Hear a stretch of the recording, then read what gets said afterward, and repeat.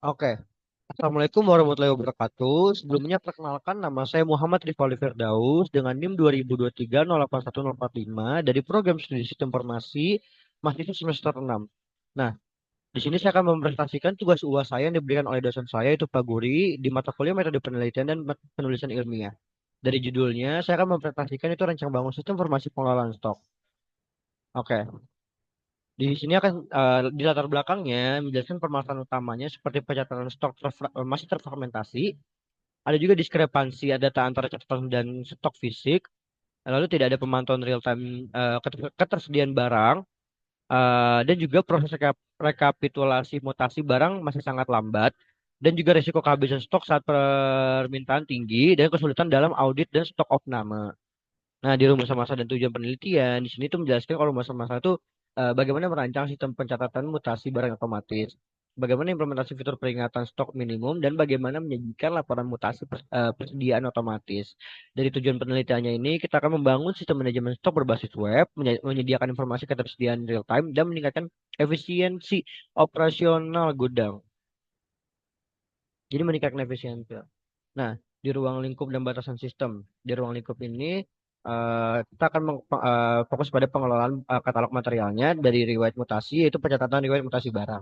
Nah, batasan sistemnya yaitu dari ada kita menggunakan React.js, Node.js dan JSON DB atau database. Nah, platform dan pengujian kita menggunakan desktop atau PC dan black box testing. Nah, kita di sini kita akan menjelaskan arsitektur dan teknologi sistemnya. Di alur sistem itu kita menjelaskan sistem berlapis dari UI React.js yang berkomunikasi dengan API Node.js, di mana ntar data disimpan dalam JSON. Nah, fitur itu dari login, ada CRUD, stok, transaksi masuk dan keluar, alert minimum, dan laporan otomatis. Nah, di sini adalah diskus diagramnya. Tugas diagram singkat dari admin bisa login, bisa mencatat barang masuk, bisa mengolah data stok barang, dan dari owner itu dari login dia bisa mencetak laporan stok barangnya gitu. Nah, dari activity diagram ini simpelnya yang dijelaskan di sini itu di barang masuk tuh menjelaskan dari login, pilihan menu, input data, validasi, lalu simpan dan update stok. Nah, kalau dari kelola stok, yaitu activity diagram yang kedua, itu menjelaskan dari login, manajemen stok, pilih aksi, lalu input, validasi, dan simpan. Nah, yang terakhir itu activity diagram yang saya buat itu cetak laporan.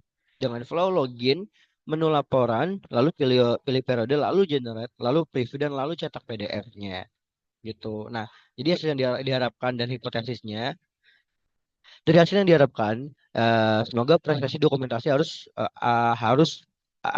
dokumentasi arus barang meningkat dan meminimalisir diskrepansi data stok, lalu notifikasi otomatis stok minimum, lalu laporan mutasi real time dan akurat, dan efisiensi operasional gudang meningkat.